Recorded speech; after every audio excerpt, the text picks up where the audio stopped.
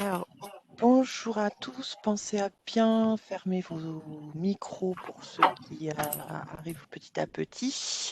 On a la chance de pouvoir écouter Maxime Duquesnoy et Jérémy Lambert sur usage et détournement, réappropriation du jeu, tous les deux enseignants et formateurs. Maxime, Jérémy, c'est à vous. Merci Merci. beaucoup. On va commencer par se présenter en deux mots. Il y a des noms qu'on connaît, donc voilà. Peut-être des gens qui nous ont écoutés hier, mais donc moi c'est Maxime, instituteur primaire de formation et actuellement enseignant dans la formation initiale des futurs profs de cours techniques et professionnels et également formateur. Et donc je te présente. Merci. Et donc moi c'est Jérémy, donc je suis à la base enseignant aussi en lycée et là aujourd'hui donc je suis dans le même type d'école en fait que Maxime, donc c'est tout ce qui est enseignement et formation à continuer pour des adultes qui sont généralement en reprise d'études et je suis également conseiller pédagogique dans mon école. Voilà. Voilà, on va quand même, avant de rentrer dans le vif du sujet, un peu vous expliquer d'où vient ce projet et voilà. Qu'est-ce qui nous a amené à travailler là-dessus? C'est que tout projet, hein, que ce soit celui-ci, qu'il soit pédagogique, scientifique ou professionnel, évidemment, il est lié à notre propre parcours et il provient avant toute chose de notre propre rapport au jeu, de notre expérience, qu'elle soit personnelle, hein, sur le fait d'aimer jouer simplement, mais aussi sur notre expérience d'enseignant, où on s'est bien rendu compte que à tous les niveaux et pas seulement pour les enfants, l'usage du jeu dans le cadre scolaire pourrait être vraiment un atout important et, euh, et intéressant. Et donc, on a lancé ce projet il y a maintenant un peu plus d'un an, mais il se fait aussi que la crise sanitaire est passée par là.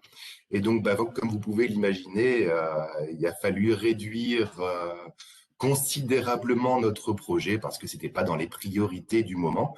Mais voilà, c'est l'occasion aussi avec le salon énigmatique de lui redonner un nouveau souffle et de relancer un peu toutes les choses par rapport à ça.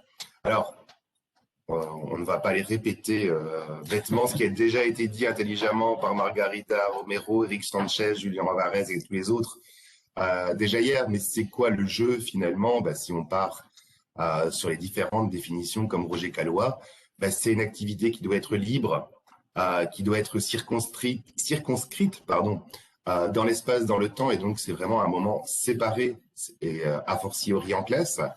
Ça reste quelque chose qui est incertain. On ne connaît pas l'issue du jeu avant même de jouer. Elle va être improductive, mais dans le bon sens du terme. Elle va être gratuite. Elle ne produit pas de biens, pas de richesse, etc. Mais, et c'est toute l'importance du jeu, elle est soumise à des règles strictes. Et c'est ce qui va en faire d'ailleurs toute la saveur. Et elle sera aussi fictive. Elle est dans une autre réalité. Ce qui fait que le jeu reste un espace-temps privilégié et on sait bien à quel point c'est important que cet espace-temps privilégié soit amené ainsi en classe pour bien fixer que le cadre du jeu, c'est un moment X particulier dans la vie de la classe.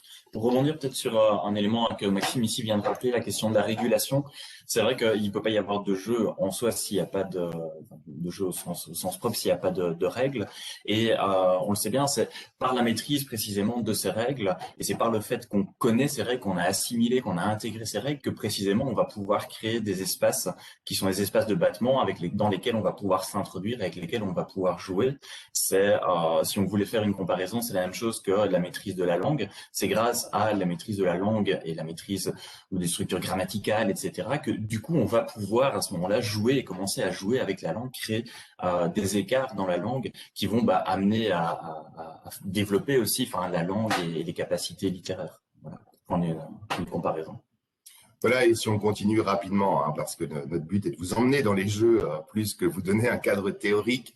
Mais voilà, on s'est basé aussi sur d'autres définitions, notamment celle que Nicole de Grandmont donne en disant que c'est bien un acte total, une action libre, incertaine et spontanée, et qui va faire appel à la motivation intrinsèque. Évidemment, on ne peut pas imposer le plaisir de jouer. Le plaisir de jouer, il se vit, il est interne à la personne et bien évidemment, notre rôle sera de mettre en place ce qu'il faut pour motiver, mais il restera toujours une partie de personnes qui ne vont pas rentrer dans le jeu. Julien Lavarez l'avait bien expliqué hier en début de journée. Et donc, ce choix des jeux, il va être crucial. Si vous avez écouté la table ronde de Margarida et d'Eric hier, il y a en effet tout type de jeux. Et nos jeux, en tout cas ceux qu'on exploite en classe et en formation, on les a choisis avec des critères spécifiques. Ils ne sont pas dictés par la valeur éducative qui va être annoncée, parce qu'on sait très bien que il y a aussi un aspect commercial, etc., et que c'est pas parce qu'on a été maître que c'était éducatif que le jeu va l'être pour autant. On sait aussi, on a tous fait certainement l'expérience, on peut donner une valeur éducative au Trivial Poursuite. Après, quand vous ne savez répondre à aucune question, l'aspect ludique du Trivial Poursuite peut être parfois extrêmement réduit, voire parfois très blessant au niveau de l'estime de soi. Et donc, ce qui nous guide dans nos choix de jeu, c'est bien le potentiel ludique du jeu, mais aussi sa possible adaptation par rapport à nos objectifs pédagogiques. Mais notre point d'ancrage est vraiment que cette dimension ludique doit prédominer sur l'aspect éducatif qui serait annoncé en tout cas, puisque notre rôle et notre objectif est de bien construire, déconstruire, reconstruire ce jeu pour faire émerger un potentiel d'apprentissage par rapport à lui. Une phrase qui m'avait marqué il y a quelques années, c'était une activité ennuyante reste ennuyante même sur un iPad. On peut la transposer tout à fait au jeu. C'est pas parce que c'est un jeu que l'activité devient motivante. C'est pas parce qu'on est dans de la ludopédagogie que ça devient motivant juste parce qu'on a été annoncé qu'on allait jouer. Ce qui veut dire du coup que dans les choix des jeux qu'on opère, ce qui va être important pour nous, c'est de pouvoir aussi avoir des jeux qu'est-ce qu'on va appeler des jeux Canva, et donc des jeux qui sont finalement relativement simples dans leurs règles, mais précisément par ces règles qui sont simples, qui puissent être suffisamment adaptables à des disciplines différentes, mais aussi à des niveaux différents d'enseignement, etc. Voilà, et on voulait juste partager avec vous ce court extrait de l'ouvrage des espaces pour jouer parce qu'il correspond bien à notre vision et à notre objectif. C'est bien définir le jeu comme une activité avant tout libre et gratuite dans tous les sens du terme et dont on verra les apprentissages ou dont on déconstruira le jeu et se le réapproprier pour que les apprentissages puissent de fait émerger. Alors, il y a toujours encore aujourd'hui, des réticences par rapport à la question du jeu, quand même, dans les apprentissages. C'est toujours cette question de est-ce que le jeu est bien sérieux? Est-ce qu'on peut faire apprendre ou est-ce qu'on peut renforcer des apprentissages avec le jeu? Et donc, on peut, dans les réponses, évidemment, il y a des réponses très, très nombreuses, des arguments très nombreux qu'on peut apporter, mais notamment cette question du renforcement mémoriel, dans le sens où très souvent, le jeu va être utilisé pour faire ressurgir ou remobiliser des compétences, que ce soit des savoirs, des savoir-faire, des savoir-être. Et dans cette perspective, le renforcement mémoriel qui va être appelé, appelé, mobilisé par le jeu est extrêmement important. Le renforcement mémoriel, on sait bien qu'il va dépendre notamment de quatre facteurs: le degré d'attention, l'intérêt, la valeur affective et l'environnement sensoriel. Or, par le fait de décentrer l'apprentissage, de décentrer les apprentissages par l'intermédiaire du jeu, on va venir mobiliser autrement ces différents paramètres, le degré d'attention lorsqu'on est dans un jeu et lorsqu'on est en tout cas en immersion dans un jeu. On sait bien qu'il va falloir être concentré, il va falloir faire attention pour pouvoir essayer de gagner aussi, utiliser les règles pour gagner, que ce soit seul ou en équipe. L'intérêt et la motivation, Maxime en a parlé, elles vont être a priori intrinsèque à cet espace ludique. La valeur affective, parce que quand on joue, on ressent des sentiments et on ressent des émotions, et on ressent peut-être plus d'émotions quand on joue, même si c'est sur la base d'une certaine matière disciplinaire, que lorsqu'on se trouve devant une feuille d'exercice. Et enfin, l'environnement sensoriel. dans la mesure où, là aussi, par le biais du jeu et par l'intermédiaire d'un plateau de jeu, par l'intermédiaire de pions, de cartes qu'on va bouger, etc., eh bien, on va faire participer l'ensemble des sens. Et donc, tout ça va venir renforcer la mémoire, renforcer les apprentissages dans la mémoire. Alors vous allez voir, hein, on va vous mettre en situation dans quelques minutes, donc on ne va pas trop vous en dire non plus sur ce renforcement mémoriel, mais vous allez l'expérimenter dans quelques instants. Vous allez voir que toute une partie des jeux qu'on a choisis se base aussi sur les apports de la psychologie cognitive et notamment les travaux d'Anna Lurie, par exemple, sur la mémoire à long terme, qui montrent bien que ben voilà, pour renforcer l'emploi mnésique, il faut pouvoir réutiliser ces connaissances dans d'autres situations, établir des liens qui ne sont pas toujours, je veux dire, faits en classe et qui sont individualisés.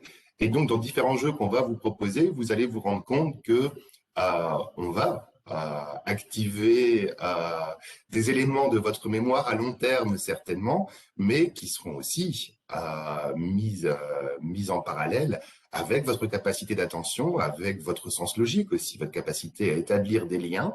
Alors attention, je décline toute responsabilité sur certains jeux que Jérémy va vous présenter sur l'aspect tordu. Non, mais c'est pas vrai. Mais donc voilà, on va vous placer ici en situation pour justement vous montrer comment on s'est réapproprié les jeux et comment on a essayé de les mettre en pratique en classe et en formation. Donc, on va vous présenter aussi une série de jeux, je pense qu'il y en aura une dizaine, quelque chose comme ça. Systématiquement, on va vous montrer puis vous présenter en 2-3 mots le jeu. Il y en a là-dedans que vous connaissez très certainement. Et puis, on va également vous donner un exemple qui sera un exemple disciplinaire. Autrement dit, c'est comment est-ce que je peux utiliser ce jeu dans le cadre de ma classe. Alors, donc le premier jeu dont on peut parler, c'est le jeu Concept que vous avez ici, hop, voilà, qui est un jeu qui va être utilisé, donc vous voyez bien, le nom c'est Concept. On va avoir un nom, on va avoir une expression, on va avoir un titre, et en utilisant le plateau de jeu, un grand plateau de jeu, hop, qui est celui-ci. Fait le démonstrateur. Donc, on va utiliser un plateau de jeu sur lequel se trouve toute une série de concepts. Et donc, si je passe à la dia suivante, parce que du coup, vous le verrez un peu mieux. Donc, vous avez par exemple le concept de masculin, féminin, de personnage historique, personnage fictionnel, grand, petit, citation, mots, moyen de transport. Puis vous avez également les sens qui sont mobilisés. Si je regarde un peu ce que vous avez ici, donc en bas à droite, les sens. Et donc, vous allez devoir faire deviner à l'autre le mot, l'expression, le titre, en utilisant uniquement des petits carrés que vous allez venir mettre sur des concepts. Et en associant ces concepts, la personne qui se trouve en face va devoir deviner le mot, l'expression que vous tentez de lui faire deviner. Donc, on voit ici que ce qui est intéressant, je pense que tu peux. Ce qui est intéressant, c'est que on part en fait sur vraiment de la déconstruction, si on veut, de concepts. Donc, ça oblige vraiment, en partant d'un concept particulier qui aurait été vu en classe, de déconstruire ce concept pour se dire comment est-ce que moi aussi, avec mes propres représentations, je vais pouvoir faire deviner cela à quelqu'un d'autre. Et alors, vous allez voir, ça va être interactif et donc on va vous demander de participer par l'intermédiaire du chat. Et donc, ce sera celui qui ira le plus rapidement possible. Donc, on va vous donner 2 exemples. Ici, alors le premier exemple, ce sera en classe de français. Voilà, comment est-ce que qu'est-ce que je pourrais faire deviner grâce au concept en classe de français. Et attention, soyez prêts, c'est parti. Alors, grâce à ces 6 catégories. Nous savons, donc, première catégorie, qu'il s'agit de littérature, d'un personnage masculin, fictionnel, qu'il est question d'amour, qu'il est question vers le bas, une chute, mais également qu'il est question de flamme. Alors, vos propositions peuvent être mises dans le chat. Est-ce qu'il y a des profs de français? Littérature. Alors, on voit Ulysse apparaître dans le chat.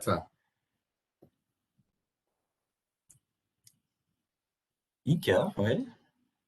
Ouais. Mais du coup, Icar, quelle question? Alors, la question de l'amour, là, comment est-ce qu'on pourrait lier ça? Roméo et Juliette, on se rapproche, on se rapproche. Alors, un indice, faut toujours avoir des indices sous la main. L'indice, ce serait écrit en 1665. Au moins, ça vous donne un cadre.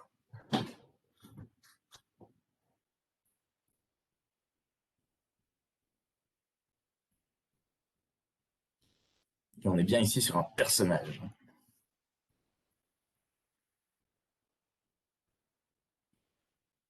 Alors, Deuxième indice. Alors, on est donc bien en 1665, un personnage, on se rapproche avec Rodrigue, un personnage d'une comédie, tragédie française. Don Juan, voilà, on l'a. Bravo Kevin. Kevin, pardon. C'est Kevin. Donc, on a ici Don Juan. Tout à fait. Donc, amour, évidemment, Don Juan. Et puis alors, à la fin, ça termine quand même plutôt mal pour lui.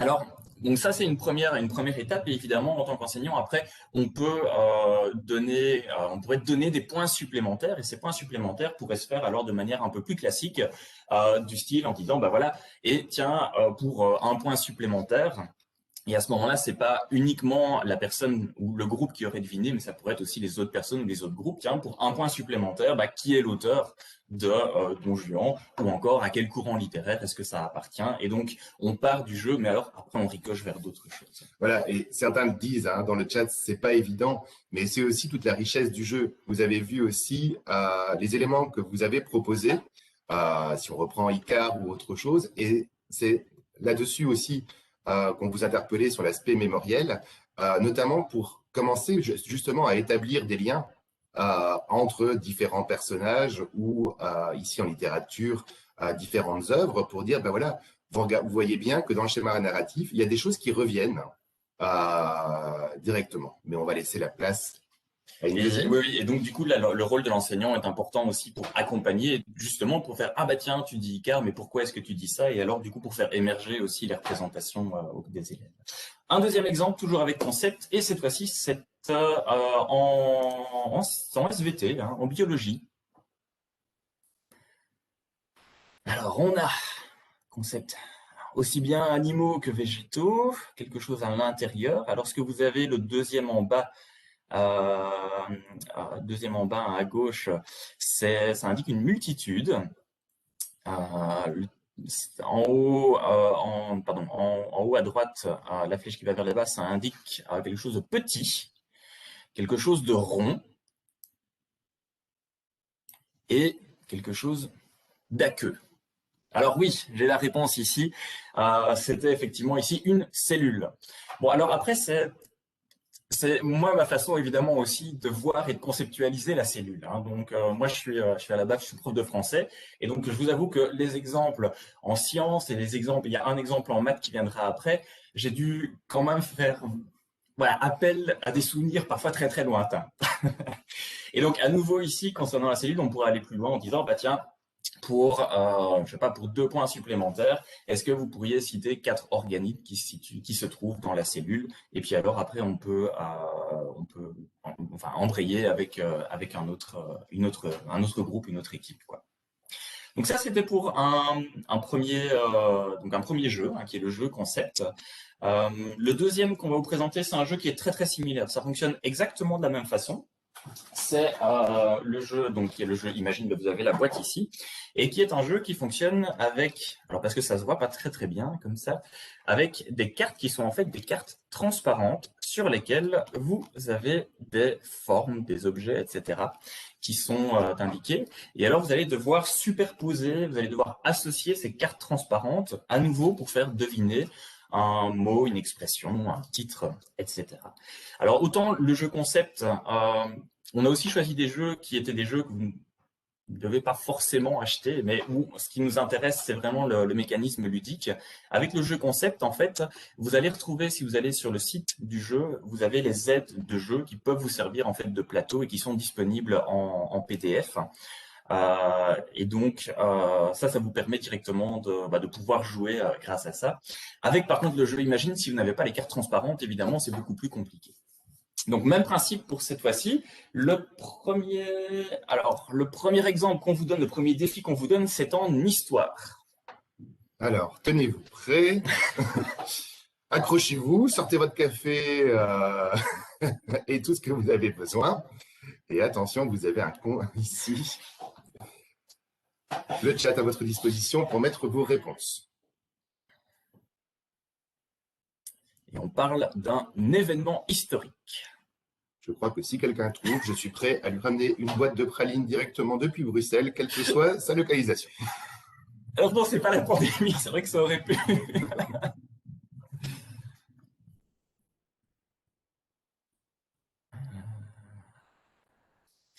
Ah, alors, la guerre de Troie. Alors, c'est pas la guerre de Troie, mais en tout cas, c'est bien une guerre.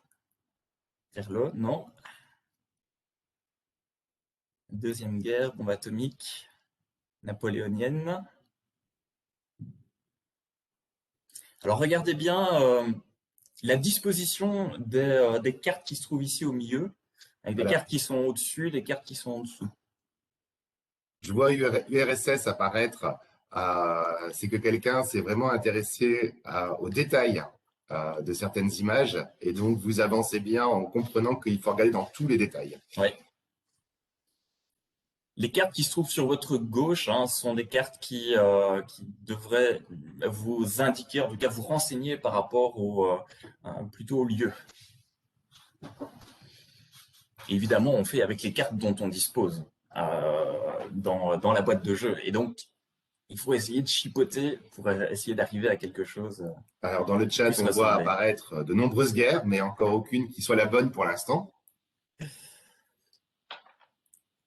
Je ne vais donc pas avoir le plaisir de vous ramener des pralines belges. Alors oui, on l'a. Bien. Alors c'est Romain, la guerre de sécession. Romain a gagné une boîte de pralines virtuelle pour l'instant. Alors oui, ce que j'ai en tout cas essayé de représenter ici, c'était la guerre de sécession avec à gauche un drapeau qui ressemble vaguement à un drapeau des États-Unis. En tout cas, vous avez des étoiles dessus. La disposition, oui, je sais. Mais on fait avec les cartes qu'on a. J'avais pas de belles cartes avec un drapeau des États-Unis. Alors, avec au centre, donc d'un côté les nordistes, de l'autre côté les sudistes, les nordistes qui sont donc vainqueurs, et avec notamment les canons nordistes qui se trouvent ici en haut, et puis cette guerre tout à droite qui est une guerre avec de nombreux morts, mais en même temps, enfin, comme la plupart des guerres, ça on est bien d'accord. Voilà. Je fais ce que je peux. J'avais décliné toute responsabilité, si vous vous souvenez, ça a été enregistré. Et donc, on peut toujours, là, à nouveau, enfin, je suis prof d'histoire, et donc pour des points supplémentaires, tiens, mais quand a-t-il eu lieu, sous quel président, enfin, etc. Un deuxième exemple, toujours avec Imagine, c'est un exemple en géographie, qui, d'après mon ami Maxime, est beaucoup plus facile.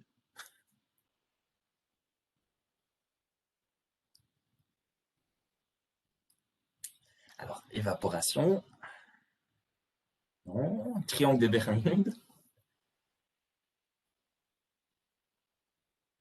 Fukushima.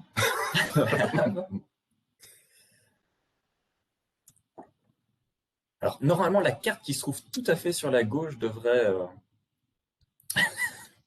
vous aider. La fonte des glaces.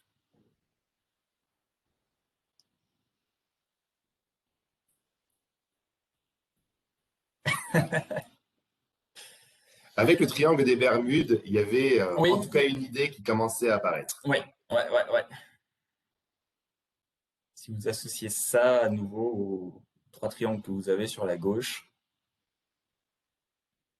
Détroit. On se rapproche avec Kevin quand même. Les Maldives qui disparaissent. Réchauffement des océans. C'est un endroit où il fait chaud. C'est un lieu que vous cherchez. Une zone géographique.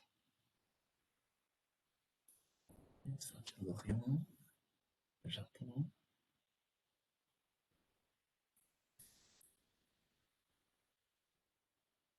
Alors on est bien dans un milieu qui en tout cas est un milieu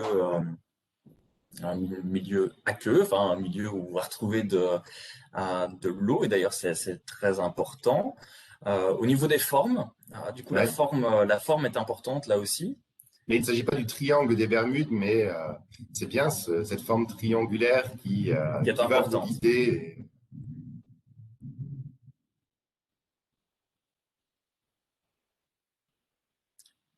Ce n'est pas une C'est île. pas une île, non, non. Il n'y a pas de volcan non plus. Tectonique des plaques. Alors, si on Euh, vous donne le terme, qu'est-ce qu'on va pouvoir donner? Irrigation peut-être?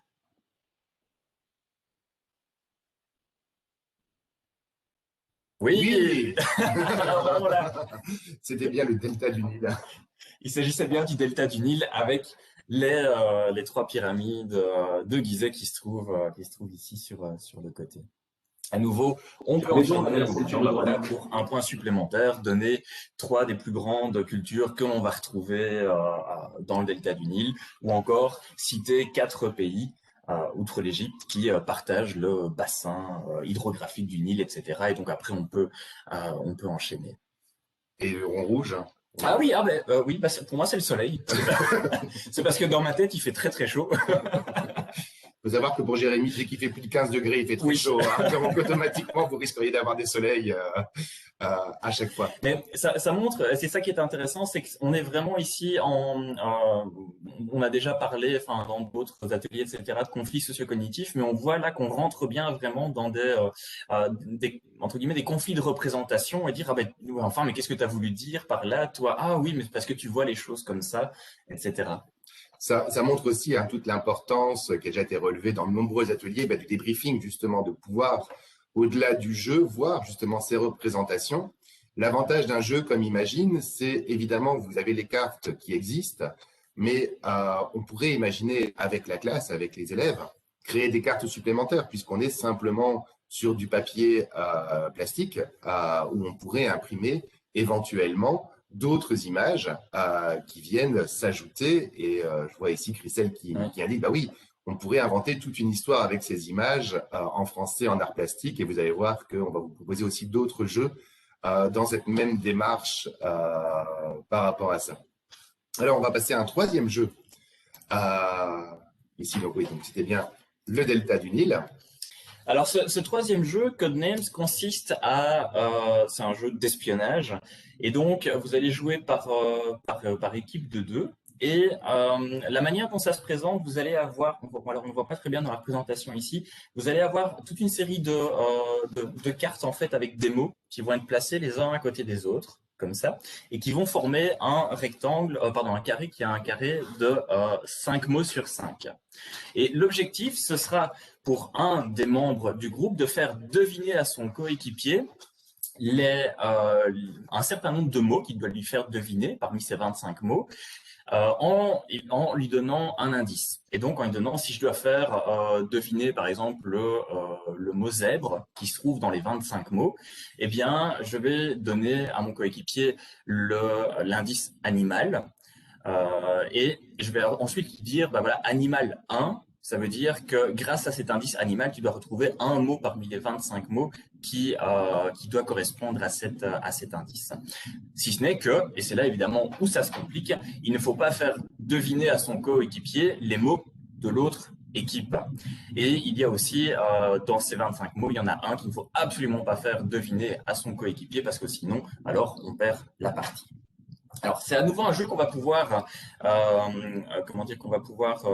utiliser et mobiliser de façon très très simple, étant donné que ça se compose uniquement de cartes comme ça, et donc on peut soi-même imaginer les choses. Et alors on peut remplacer les cartes par d'autres éléments. Alors je m'y suis essayé. Alors je suis désolé s'il y a des profs de maths qui sont ici avec nous.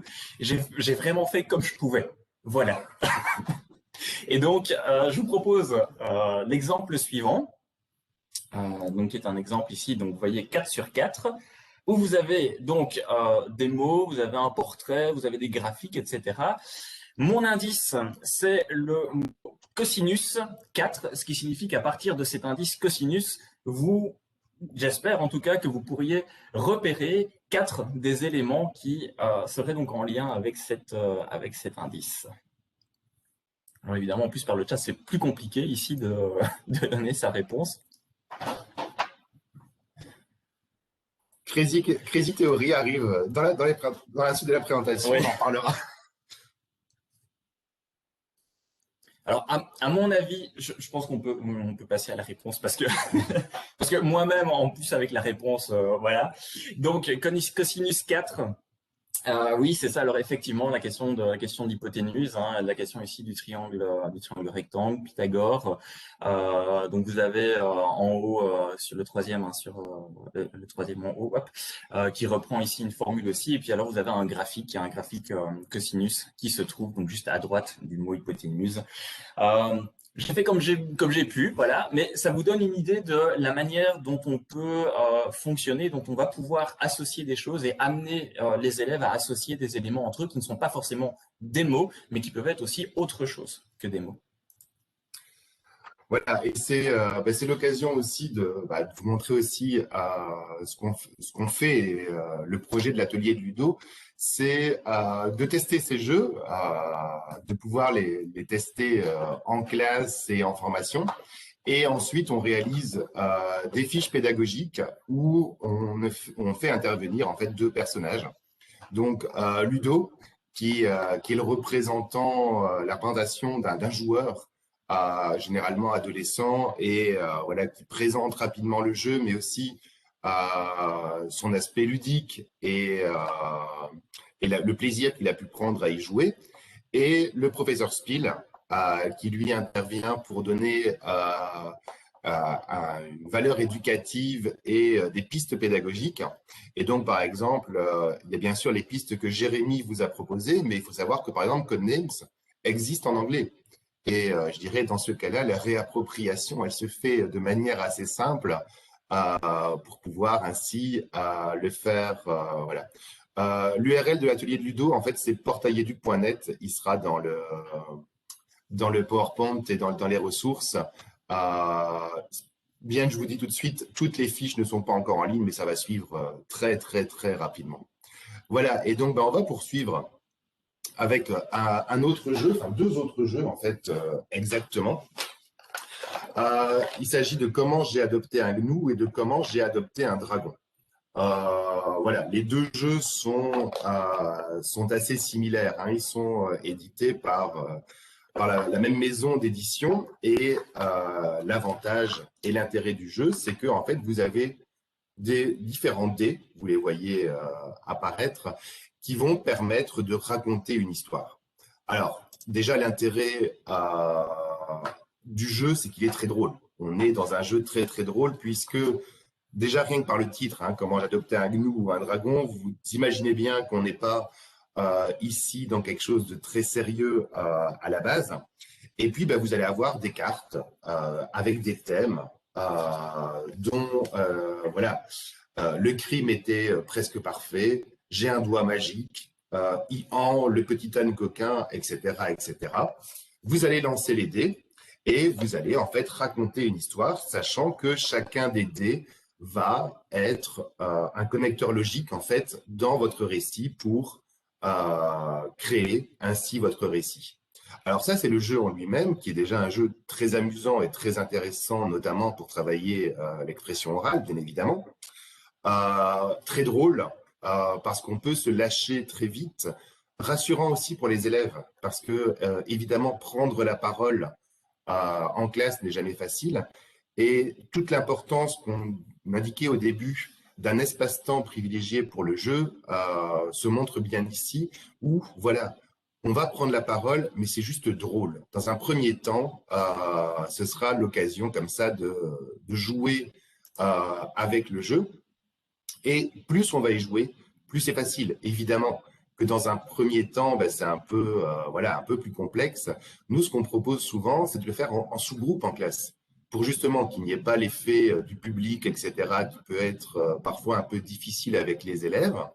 Et on va pouvoir ensuite le faire face au public et en donnant également d'autres rôles aux élèves. Parce que le problème aussi, on le sait bien, c'est que voilà, si un élève se lance dans l'histoire, que vont faire les 20 ou 25 autres pendant ce temps-là? Par exemple, avoir des rôles spécifiques. Les scribes qui vont devoir garder une trace écrite du récit, les gardiens de la cohérence pour que justement cette histoire, tout aussi loufoque qu'elles soient puissent être cohérentes, des témoins qui vont identifier les personnages, les lieux, etc., etc. Et bien évidemment, on va pouvoir aussi détourner le jeu et par exemple le travailler en langue étrangère. Donc là, vous voyez le tableau avec les termes en anglais, puisque on est finalement avec de simples dés.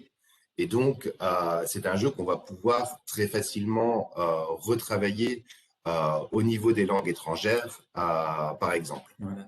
Et en fait, je voyais qu'il y en avait un d'entre vous, je crois que c'est Romain, qui disait qu'il combinait donc ces jeux-là avec les Story Cubes. Donc justement, oui, effectivement, Les voilà, ils arrivent. c'est ce qu'on peut proposer aussi. Donc voilà, l'autre outil, moi, qui est dans mon cartable continuellement en classe parce que il fait partie de ma trousse de secours finalement quand je donne cours de français, mais voire d'autres cours. Ce sont les Story Cubes. Donc si vous ne connaissez pas, le principe est très simple. C'est une boîte avec 9 cubes. J'espère que vous les verrez, mais vous les voyez sur l'écran ici. On lance et, par exemple, ici, j'ai la boîte bleue, ce sont des actions. Et donc, en fait, chaque phase du dé représente une action. Mais il y a aussi des story cubes spécifiques. Par exemple, ici, ce sont, je donne cours chez les futurs aides-soignants, des story cubes sur le monde médical ou encore ici, des story cubes sur les contes et l'enchantement. Et donc, le principe, c'est que on lance les dés. On peut en lancer 9, mais on peut en lancer moins aussi, bien évidemment.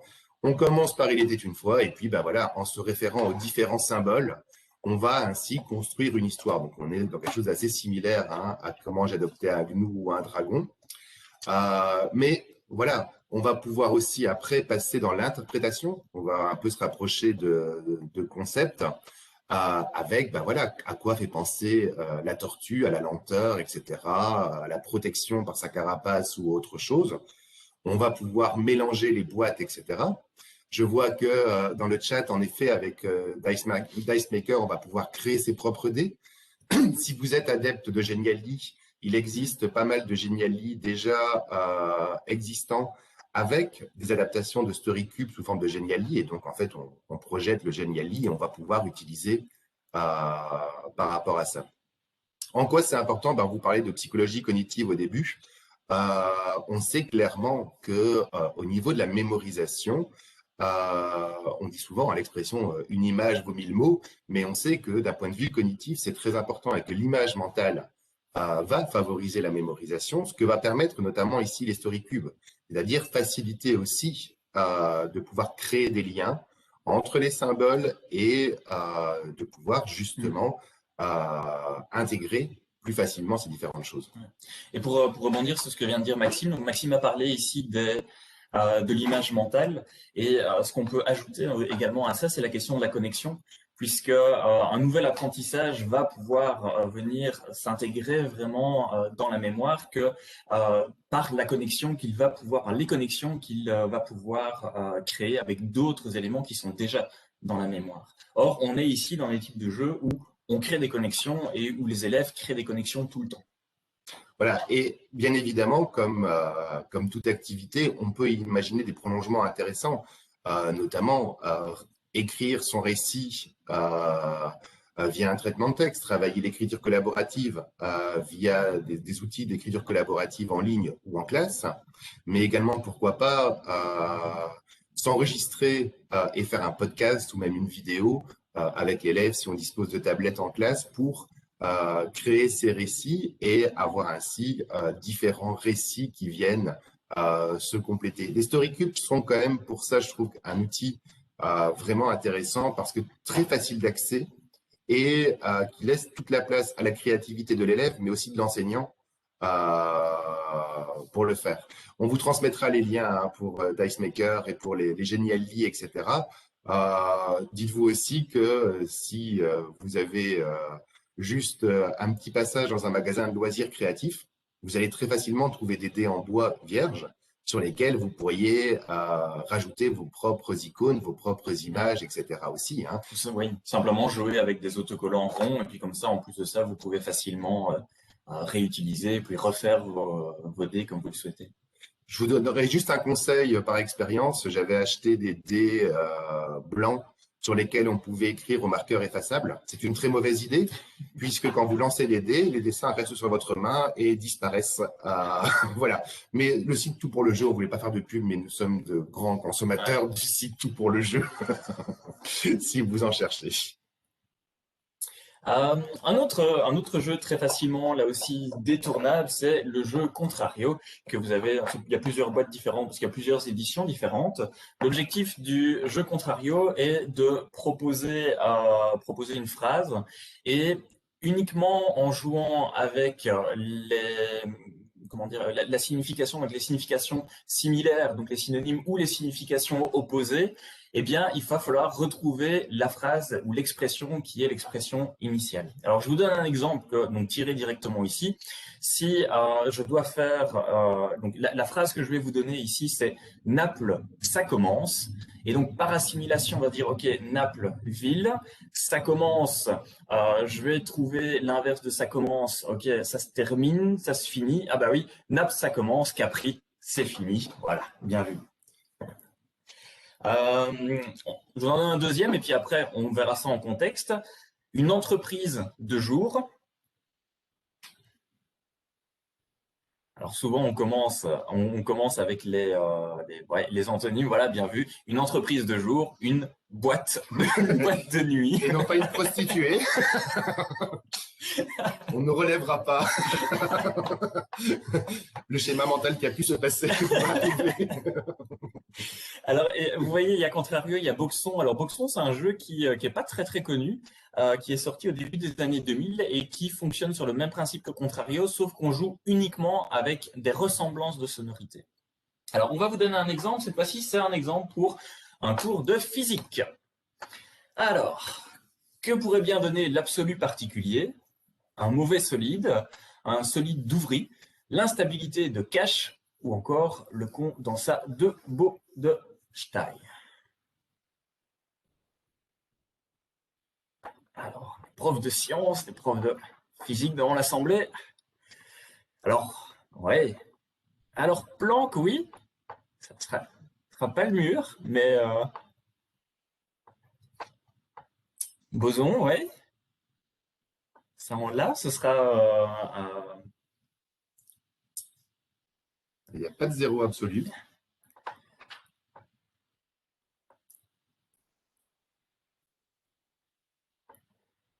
Pour le dernier, c'est vraiment une question de sonorité.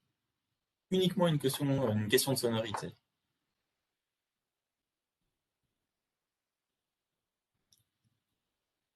Sonorité qui, si elle n'est pas associée à une large connaissance en physique et en sciences, ne vous donnera rien du tout. Hein. Oui, alors on a, en tout cas pour le dernier, le condensat de Boson-Einstein. Oui.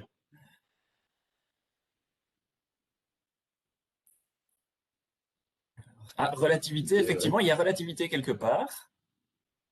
Je confirme rien du tout pour moi.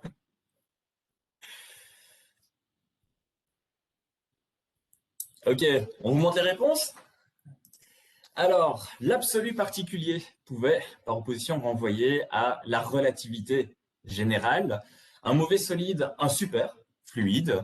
Un solide d'Ouvry, un liquide de Fermi. L'instable de Cache, la constante de Planck. Et enfin, le condensat de Bose-Einstein, le condensat de Bose-Einstein.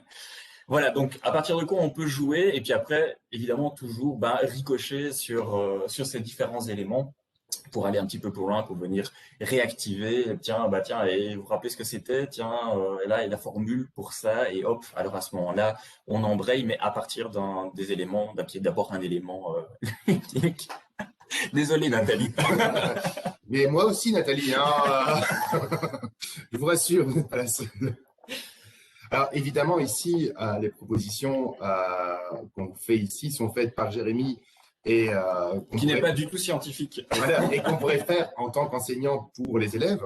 Il y a toujours évidemment la possibilité, et d'un point de vue taxonomique, on sait bien que c'est encore plus intéressant, ce sera d'inverser les choses. C'est-à-dire, après avoir joué avec les élèves, les mettre dans la situation de créer eux-mêmes c'est Contrario ou autres associations pour les proposer à la classe, puisque là, on sait très bien que de fait, ils devront encore mobiliser d'autant plus de savoir-faire et savoir-être pour pouvoir y arriver. Alors, le Time's Up, bon, ça c'est un jeu que j'imagine qu'une grande partie d'entre vous connaît bien. Je ne sais pas si tu avais laissé avec les 3 phases ou pas. Oui, ouais. Donc le Time's Up, c'est un jeu où on va te faire à nouveau découvrir souvent ce sont des noms, ça pourrait être des mots, des expressions, des titres, etc. Ça se joue en trois phases. La première phase, j'essaye de faire deviner à mon coéquipier, imaginons le titre d'un film, en lui expliquant ce film. Ça, c'est la première phase. Une fois que tous les mots qui ont été choisis ont été expliqués et découverts, alors on les remet ensemble, on remélange tout ça. Et le deuxième tour, ce sera de faire deviner à nouveau ces mots qu'on va pêcher au hasard à son coéquipier, mais cette fois-ci en utilisant un seul mot pour faire deviner le mot en question. À la fin de cette phase-là, on remet tous les mots dans le même panier, on remélange, on repioche, et cette fois-ci, pour le troisième tour, il faut faire deviner en mimant le mot ou l'expression qu'on a pêché. Alors, essayons dans un contexte de chimie. Et vous allez voir, ça me paraissait moins compliqué en tout cas que les maths. Alors, si je vous dis représentation graphique de l'ensemble des éléments chimiques organisés selon leur configuration électronique, on est ici dans la première phase. Et il s'agit effectivement donc tableau périodique, tableau de Mendeleïev. Autre exemple, chimiste franco-polonaise célèbre pour sa découverte du radium, vous me dites?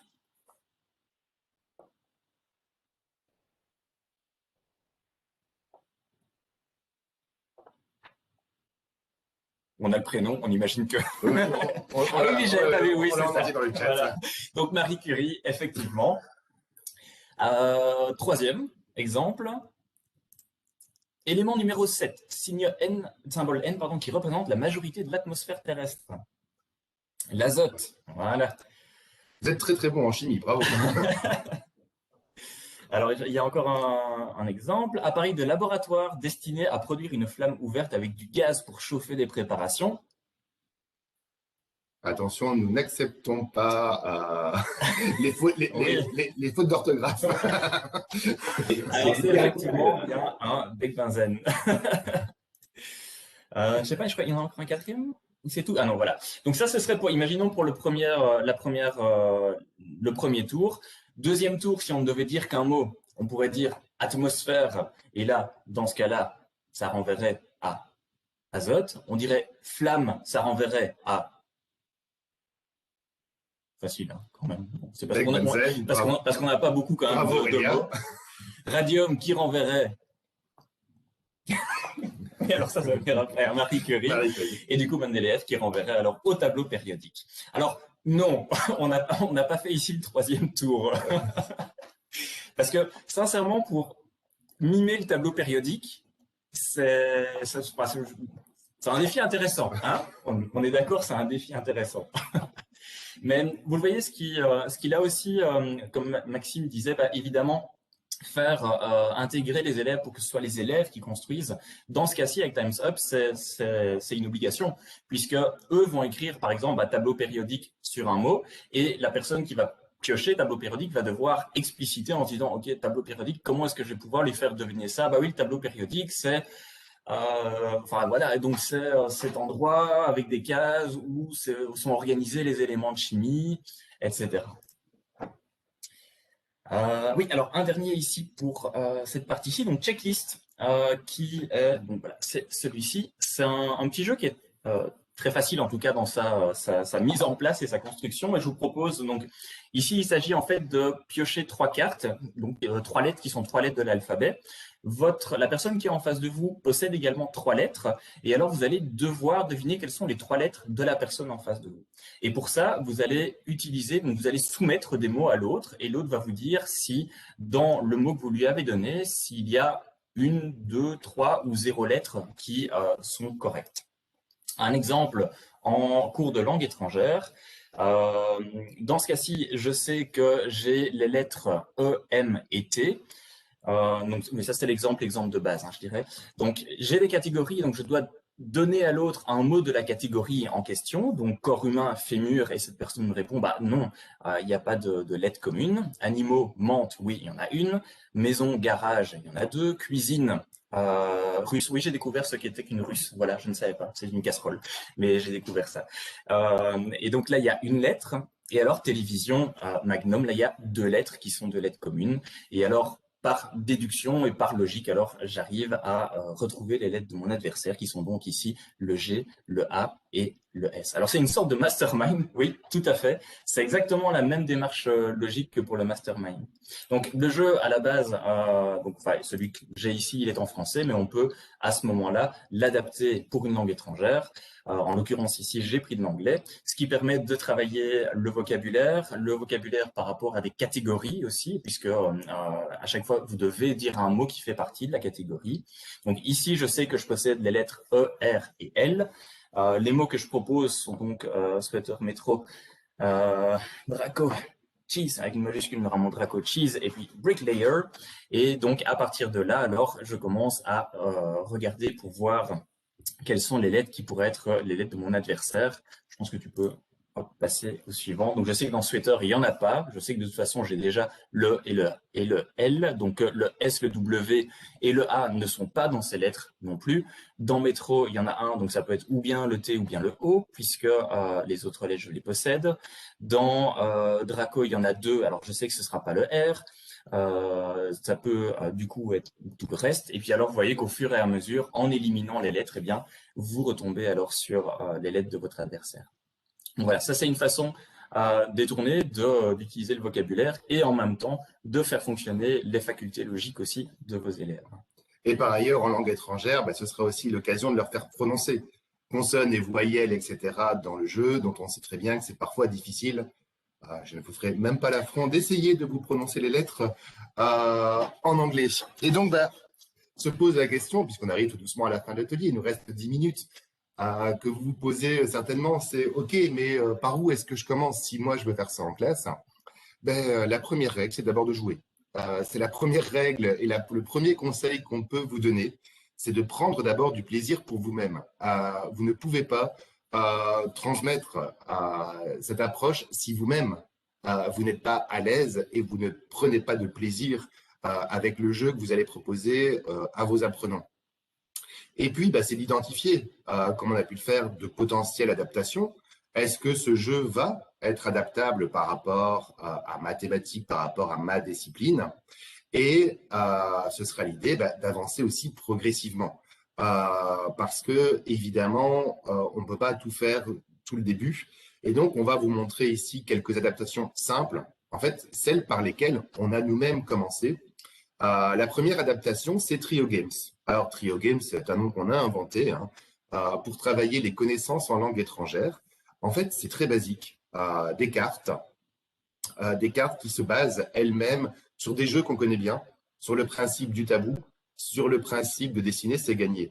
Et donc, qu'est-ce qu'on a fait? Voilà, on a créé des cartes ici en anglais.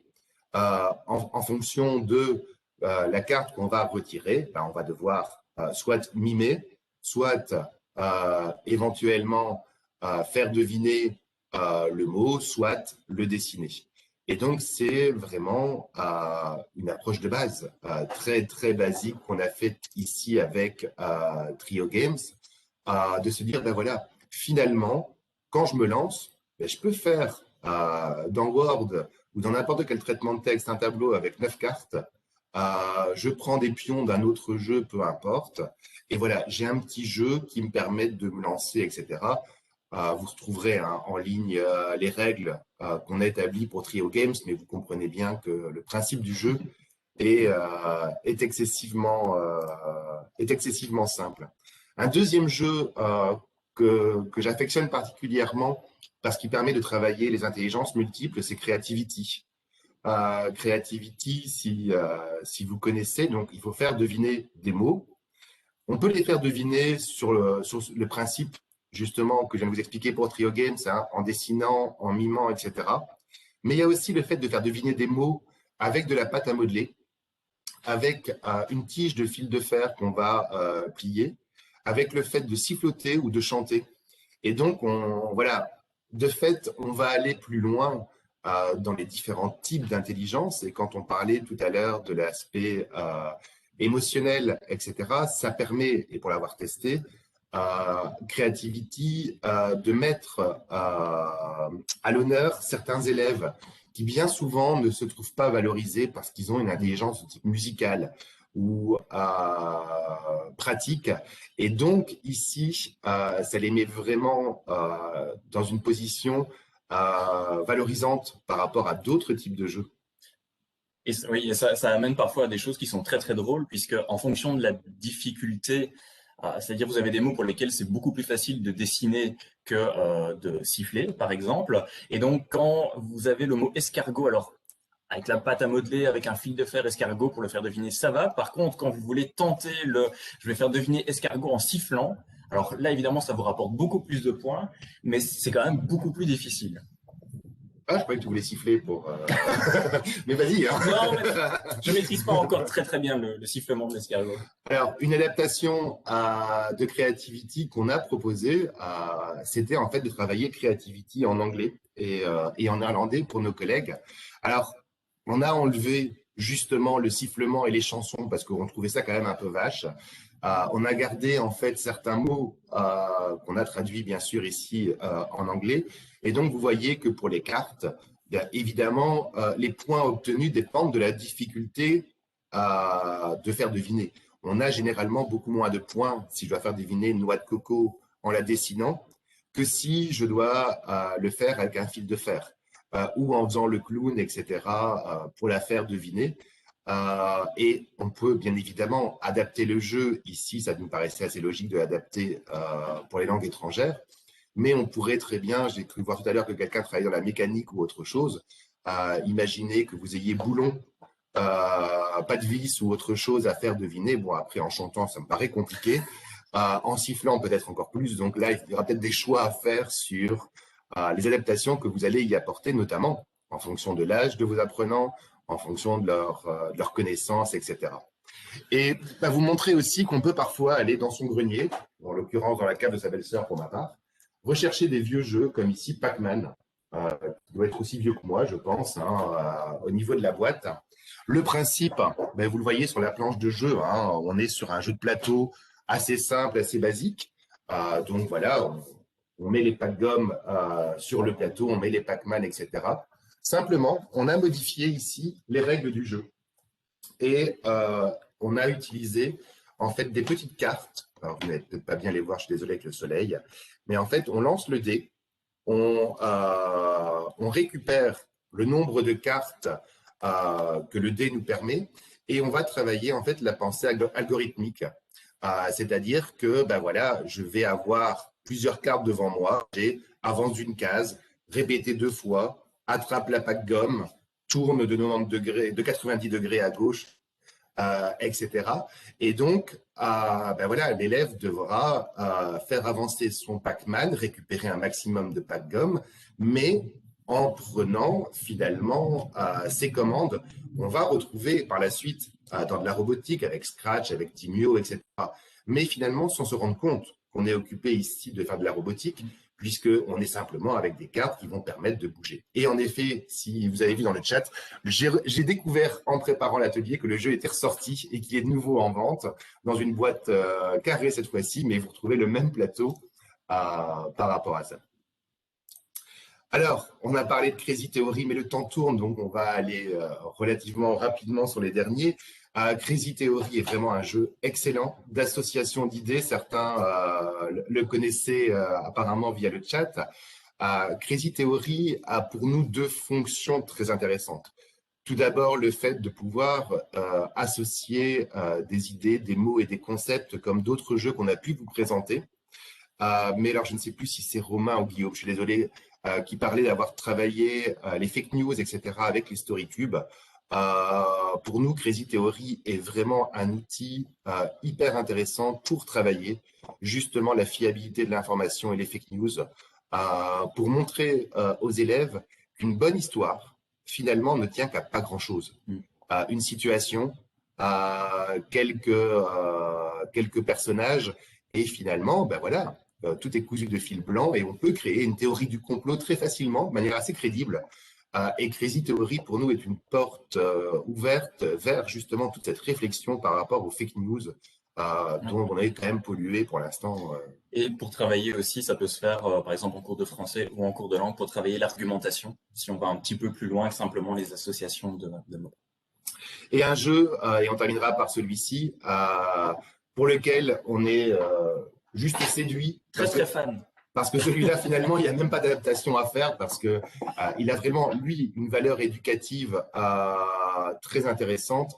C'est Cosmopolite, où en fait, vous tenez le rôle d'un serveur, etc., dans un restaurant évidemment très cosmopolite, mais qui y tient même à l'intérieur tout un dossier pédagogique, un livret pédagogique, justement sur les langues, sur les cultures, etc.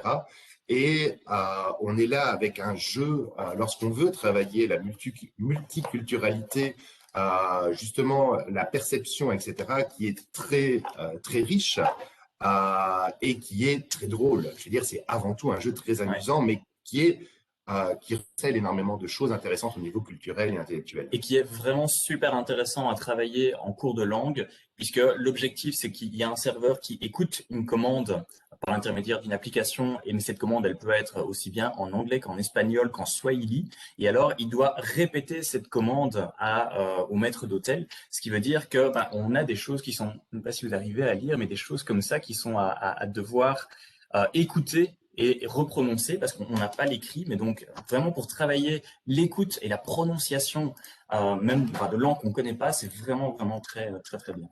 Voilà, et on va terminer puisqu'on arrive. Oui, on a dépassé d'1 minute. Et donc, le lien, c'est portailleduc.net. Voilà, on a en fait 2 sites, puisqu'on est un double projet.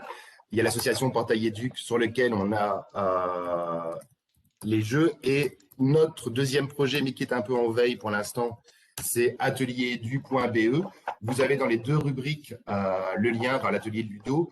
Comme je vous disais tout à l'heure, il manque peut-être encore quelques fiches pour l'instant, mais voilà. Elles vont être mises à jour tout prochainement, donc n'hésitez pas. Et on est aussi sur les réseaux sociaux, donc vous pouvez nous suivre sur Facebook et Twitter pour voir quand on met des fiches à jour. Voilà. Merci beaucoup, Maxime et Jérémy. Je crois que tout le monde s'est régalé à vous écouter et à nous faire jouer. Avec grand plaisir. Voilà, c'est toujours un plaisir de vous écouter. Et du coup, je vais être obligée de fermer la salle parce que je suis un maître du temps terrible. Mais oui, désolé, on a pris un peu plus de temps que… Non, c'est bon, on a tellement bien rigolé qu'il n'y avait pas de problème. En tout cas, voilà, encore merci d'être intervenu à Enigmatique, on est vraiment honorés et je vous invite tous à aller à votre prochaine salle, à prochain atelier et vous souhaite à tous un très bon dimanche. Merci à tout le monde, bon salon et bonne suite, et certainement à tout à l'heure dans l'un ou l'autre atelier, si on s'y croise. Le support sera en ligne, pour ceux qui avaient demandé, donc on mettra le support en ligne, on enverra le PowerPoint, si vous retrouvez les différents jeux et les différents exemples qu'on a pu vous présenter. Voilà, et puis l'enregistrement aussi sera disponible aussi. Bonne journée à tous. Bon dimanche à tout le monde. Merci à tous.